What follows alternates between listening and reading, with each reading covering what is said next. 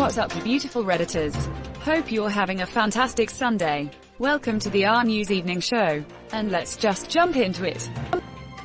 From r/World News. I'm not comfortable living here. More Americans did actually move to Canada since Trump's 2016 election. How? From what I've seen, the application is brutal. It is. Marry a Canadian. I can't. Ryan Reynolds is already married. Is this even statistically meaningful? 7,715 in 2016 to 8,994 in 2019 is a 16.6% increase. There was already a 13.1% increase between 2015 and 2016, so immigration was already increasing before Trump got elected. So how much of it is really because of Trump? Even if the uptick was more significant, it's still correlation without causation. The headline says since, but if you look at the data, it's really just a small uptick in November of 2016. That's outside of normal, possibly because of the election, but completely anecdotal. Conservatives, if you don't like America, then get out. Liberals, okay, take me with you. This article is about an increase from 600 to 800 US applicants after Trump got elected. Such a small number that nobody other than a clickbait headline would even bother drawing the correlation. Americans don't run to Canada. Liberal, conservative, they stand by the country they believe in, as clearly evidenced by 2020. Be the change. You're watching the RNEWS show. From r/News. 19 families buy nearly 97 acres of land in Georgia to create a city safe for black people. This thread is going to be full of healthy debate and friendly paradigm revelations and challenges. Just outside of Macon, isn't Macon already a majority black? Yes, 67% African American. So the purpose of this is what then? If they don't feel safe in their already highly majority black city, how is this going to be any different? I fail to see a rational reason behind this. It'll end up just being any old suburban neighborhood. South Africa is 70% black. How did they handle things?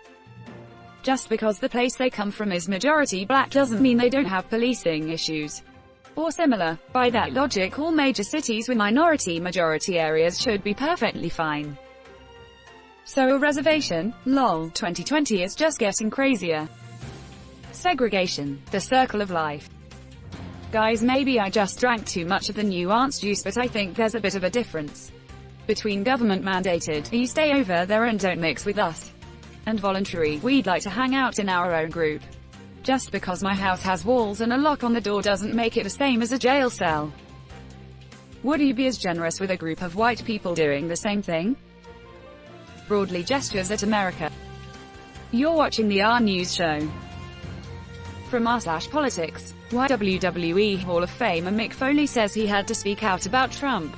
The right side of history. I really do feel like future generations are going to study this period of time and wonder how we stood by and let so much go wrong, Foley says. Mick's a solid guy. Every endorsement helps. Have a nice day. I love that he's written some autobiographical stuff and it's all fascinating. Especially the hardcore diaries. He also wrote at least his first book without a ghostwriter, and each draft was written in longhand. If Trump wrote his own autobiography, would it automatically be considered shorthand? I imagine it would be considered smallhand.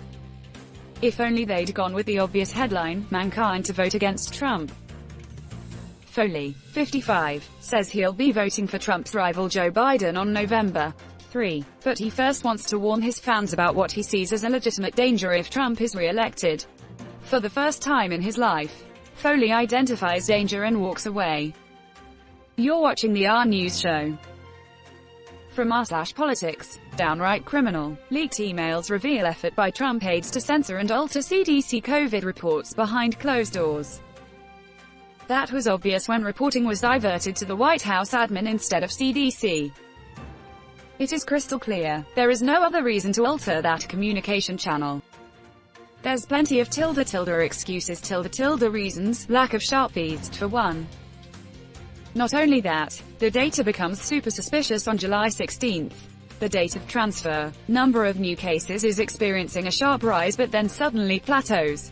Not only that, on July 16th, suddenly blue states witness a sharp rise. while red states see a similar decline. None of the U.S. numbers are even remotely reliable now. They were questionable earlier. In some states, excess dates exceeded COVID deaths by a factor of 3. The actual death count is significantly higher than 190,000. It has been on my to-do list to write some scripts to do state-level analyses and county-level where possible of all COVID case data for the pre- and post-CDC handoff to HHS. Unfortunately, I've been busy with panicking, job hunting, etc. Are certain states still publicly releasing their own data? Of those states which are releasing reliable data, or data which at least have a scientifically rigorous methodology behind them, maybe some other person, have already performed these comparative analyses and published the results. If so, please share. You're watching the RNEWS show. From r/politics, the Trump campaign played a song about rich kids dodging the Vietnam War draft, which the president did 5 times, at a Michigan rally. The stunning hilarity of playing Fortunate Son when you were born with a silver spoon in hand, a millionaire's son, and help yourself. He also overvalued his worth when getting loans, but when the tax man came to the door, Lord, the house looked like a rummage sale. In an investigation published last year, the New York Times accused Trump of fraud, saying he and his siblings inherited the majority of their father's real estate business in 1997, and claimed on tax filings that the holdings were worth only $41 million. According to the newspaper, the properties ended up selling for more than 16 times that amount.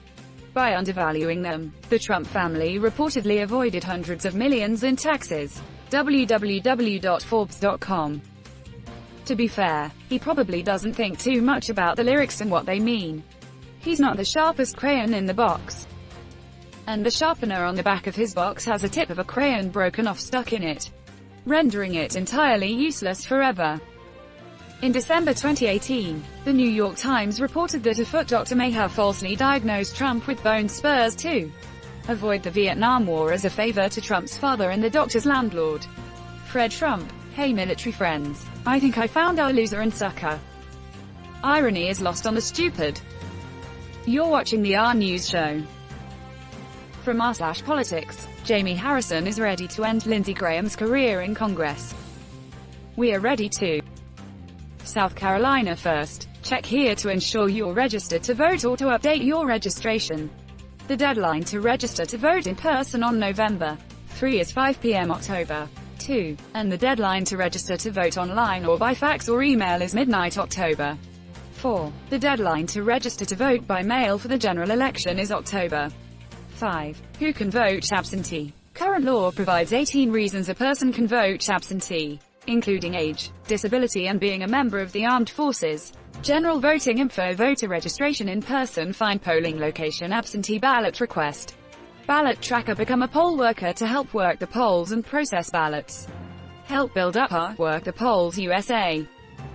My body is ready. Send Jaime Harrison $5 or $10 bucks. McConnell has a ton of money to keep GOP majority in the Senate. Lindsey Graham does not deserve to keep his seat. South Carolina, and the U.S. deserves a man like Jaime Harrison. JaimeHarrison.com add-on comment.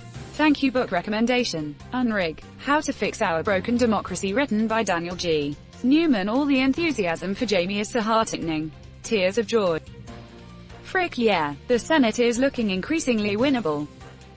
And that's where we're going to end today's show. But if you like what you saw, leave a like, and if you want to see more of the RNEWS show, hit that subscribe button. As always, this has been the RNEWS show, and I'll see you tomorrow.